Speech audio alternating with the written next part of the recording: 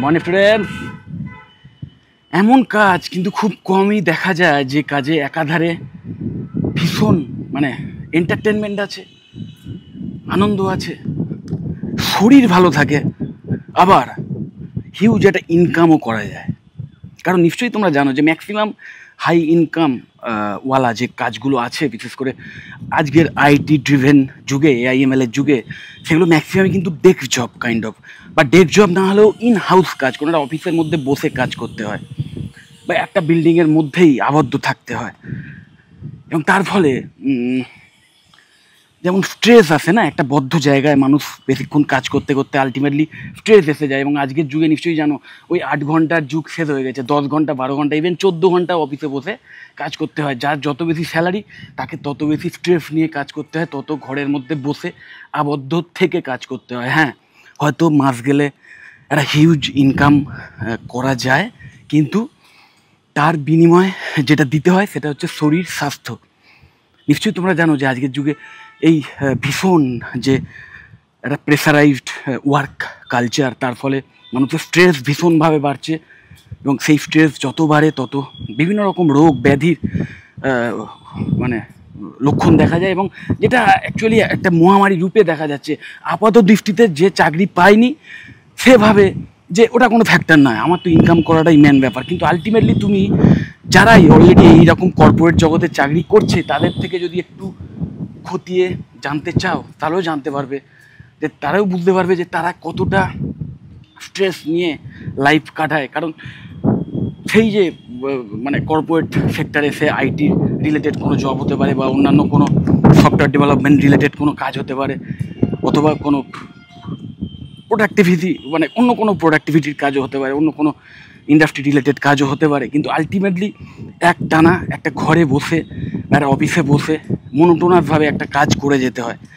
এবং আমি যদি বলি যে এমন একটা কাজ আছে, এমন এক ধরনের জব রোল আছে, যে জব রোল বা যে প্রফেশনে যদি তুমি আসতে পারো, তাহলে একাধারে তোমার এই শারীরিক যে প্রবলেম সেটাও যেমন না হওয়ার চান্সটাই সবচেয়ে বেশি থাকবে। কারণ তোমাকে প্রচুর মুভমেন্ট করতে হবে, বাইরে ঘুরতে হবে, দেশে বিদেশে ঘুরে বেড়াতে হবে, বিভিন্ন জায়গায় দ্রষ্টব্য স্থান সেখানে ঘুরে বেড়াতে হবে, প্লাস প্রচুর মানুষের সঙ্গে কথা বলার সুযোগ পাবে, বলতে হবে তোমার প্রফেশনের খাতিরেই, যেটাও কিন্তু ভীষণভাবে একটা স্ট্রেস রিলিভার।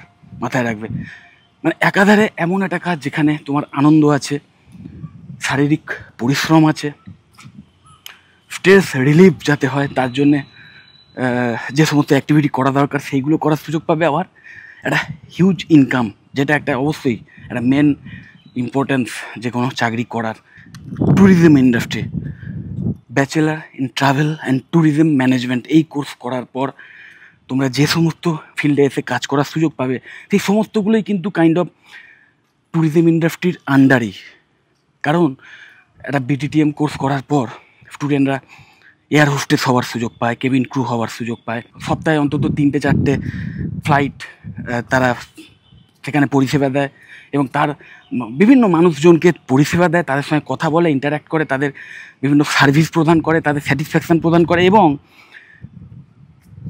বিভিন্ন শহরে, দেশের মধ্যে হোক দেশের বাইরে হোক, যদি ইন্টারন্যাশনাল ফ্লাইটে চাকরি করে থাকে সেইখানে কিন্তু তাদের ভ্রমণ করতে হয়, ঘুরতে হয়।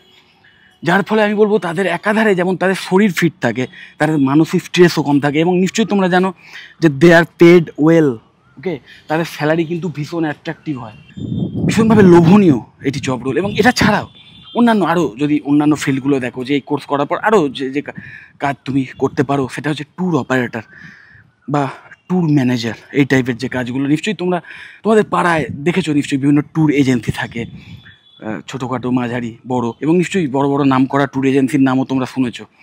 সেই সমস্ত ট্যুর এজেন্সিতে যদি তুমি কাজ করার সুযোগ পাও, সেখানে অ্যাজ এ ট্যুর ম্যানেজার তোমাকে একটা টিমকে নিয়ে দ্রষ্টব্য স্থানে ঘুরতে হবে, এবং সেখানে গিয়ে যাতে তারা ঠিকঠাক পরিষেবা পায়, ঠিকঠাকভাবে ট্রেনে হোক, ফ্লাইটে হোক, বাসে হোক, তারা যাতে গন্তব্যস্থানে পৌঁছতে পারে। সেখানে হোটেল, পার্টিকুলার হোটেল সেটা আগে থেকেই বুক করা যদি থাকে, সেখানে যাতে ঠিকমতো তারা অ্যাকোমোডেশান পায়, সেখানে তারা ঠিকমতো যাতে খাবার দাবার পায়, সেইগুলো অ্যাসিওর করা কিন্তু এই ট্যুর ম্যানেজার বা ট্যুর অপারেটরদের কাজ। তার সাথে সাথে সেই জায়গাটাও কিন্তু তাদের দেখা হয়ে যায়, মুভিং কাজ একটা, এবং বিভিন্ন নতুন নতুন জায়গা দেখার সুযোগ হয়ে ওঠে, যেটা তার প্রফেশন। মানে ব্যাপারটা একটু যদি তুমি ভেবে দেখো, যে সাধারণত মানুষ কোথাও বেড়াতে গেলে টাকা খরচ করে, টাকা খরচ হয়, হিউজ একটা মানে খরচ হয়ে যায় বিভিন্ন জায়গায় ঘুরতে গেলে। তো এইখানে এই প্রফেশনে হয় কি, যে তুমি বিভিন্ন দেশে বিদেশে বিভিন্ন জায়গায় নতুন নতুন দ্রষ্টব্য স্থান দেখছো বা ঘুরছো, এবং তার জন্য তুমি ইনকাম করছো। এবং তার সাথে সাথে যেহেতু মুভিং একটা কাজ, যে বিভিন্ন জায়গায় ঘুরে ঘুরে কাজ করতে হবে, কোনো ডেস্ক জব নয়, তার ফলে তোমার শরীর ফিট থাকছে, এবং যেহেতু প্রচুর লোকজনের সঙ্গে কথা বলতে হয় এবং নতুন নতুন জায়গা দেখার যে আনন্দ, সেই সমস্ত কারণে তোমার যে স্ট্রেস সেটাও কিন্তু সবচেয়ে মিনিমাল থাকে, স্ট্রেস রিলিভ অটোমেটিক্যালি হয়ে যায়। তো ভীষণভাবে আমি বলবো মানে স্যাটিসফাইং একটা জব। দেখো, হাই স্যালারি তো অনেক জবেই পাওয়া যায়, অনেক জব প্রোফাইল আছে যেগুলো করার পরে হিউজ স্যালারি পাওয়া যায়, কিন্তু এই টাইপের প্রফেশনগুলোতে না স্যালারিও যেমন আছে ঠিক তেমন তার সাথে সাথে জব স্যাটিসফ্যাকশান আমার মনে হয় সবচেয়ে বেশি আছে, বিশেষ করে তাদের জন্য যারা একটু বেশি এক্সট্রোভার্ট, যারা একটু বেশি ঘুরে বেড়াতে ভালোবাসে। আর্টস, কমার্স, সায়েন্স যে কোনো স্ট্রিম থেকে পড়াশুনো করে ক্লাস 12-এর রেজাল্ট অলরেডি বেরিয়ে গেছে, বা এক্সাম দিয়েছো, রেজাল্টের জন্য ওয়েট করছো, তোমরা অবশ্যই এই কোর্সটির দিকে দেখতে পারো। Bachelor in travel and tourism management আমাদের ওয়েস্ট বেঙ্গলের ম্যাকআউট অ্যাফিলিয়েটেড কিছু সীমিত কলেজেই কিন্তু এই কারিকুলাম বা এই প্রোগ্রাম করানো হয়। মানে এটা এমন একটা ইন্ডাস্ট্রি যেখানে কিন্তু এআই এসে আরও জবের সংস্থান বাড়িয়েছে, অন্যের চাকরি খেয়ে নেয়নি। সোজা কথা, শুধু যে এই ট্যুরিজম ইন্ডাস্ট্রি বা এই হসপিটালিটি রিলেটেড ইন্ডাস্ট্রিতেই তুমি কাজের সুযোগ পেতে পারো তা নয়, তার সাথে সাথে অন্যান্য যত কর্পোরেট সেক্টর আছে, এই সমস্ত সেক্টরে যে কাস্টমারের সঙ্গে ইন্টারাকশানের যে ডিপার্টমেন্টগুলো থাকে না, পিআরও বলো, পাবলিক রিলেশনশিপ অফিসার্স বলো, বা কাস্টমার কেয়ার এক্সিকিউটিভ বলো, এই সমস্ত জব রোলেও কিন্তু ভীষণ ভালো স্যালারি দিয়ে এই সমস্ত কোর্স করার পর যে সমস্ত ক্যান্ডিডেট বেরোয় তাদের হায়ার করা হয়। ওকে, এবং আমাদের ওয়েস্ট বেঙ্গলের Swami Vivekananda institute of modern সায়েন্সের মতো টপ লেভেলের প্রফেশনাল ডিগ্রি কলেজ, যে কলেজ আরও অন্যান্য মানে দুর্দান্ত ক্যারিয়ার ওরিয়েন্টেড কোর্সেস অফার করে, সেই কলেজেও এই কারিকুলাম কিন্তু মানে এই প্রোগ্রাম কিন্তু অফার করে, এবং ভীষণ অ্যাফোর্ডেবল ফিজ। এই কোর্সের ফিজ যে শুধু অ্যাফোর্ডেবল তা নয়, তার সাথে সাথে তোমরা স্কলারশিপ পেতে পারো। এসভিএমএসের মতো আরও বেশ কিছু কলেজ আছে যারা কিনা স্টুডেন্টের ক্লাস 12-এর যে একাডেমিক রেজাল্ট, সেই রেজাল্টের ভিত্তিতে কিন্তু এক্সট্রা স্কলারশিপ প্রদান করে থাকে, এবং যে স্কলারশিপটা তোমাদের ওই কোর্স ফি থেকে কিন্তু ডিসকাউন্ট হয়।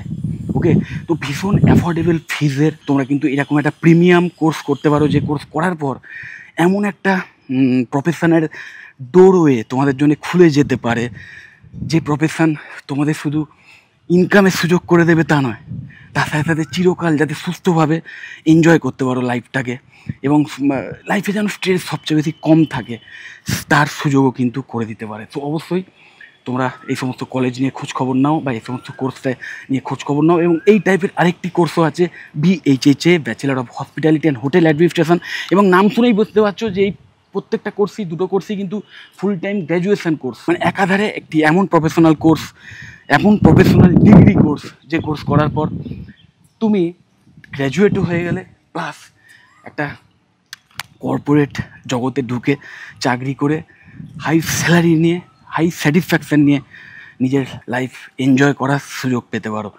তো অবশ্যই যদি এই টাইপের কোর্স নিয়ে আমার থেকে এক্সট্রা কিছু জানতে চাও, তাহলে অবশ্যই আমাকে কল বা হোয়াটসঅ্যাপ করো। যদি মনে হয় ভিডিওটা হেল্পফুল, অবশ্যই লাইক করো। চ্যানেলটা যদি সাবস্ক্রাইব না করে থাকো, একটু সাবস্ক্রাইব করো, ভিডিও যতটা পারো শেয়ার করে দিও। টাটা।